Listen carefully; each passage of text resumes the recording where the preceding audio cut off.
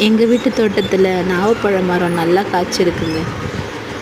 பழங்களும் காய்களும் மரம் ஃபுல்லாக நிரம்பி இருக்குது. அதோட சுவையை நானும் சுவைச்சு பார்த்தேன். ரொம்ப அருமையாக இருக்குது.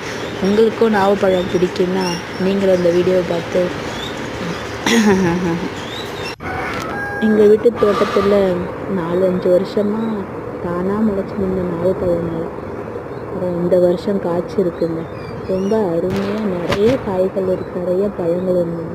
அதோட சுவையும் அந்தளவுக்கு சொல்லிக்க முடியாத அளவுக்கு அவ்வளவு இனிப்பாகவும் துவப்பாகவும் நல்லா இருக்குங்க. நாவப்பழத்தோட நன்மைகள் எல்லாருக்குமே நிறைய தெரியும். அதை சொல்லி தான் அது தெரியணும்னு கிடையாது.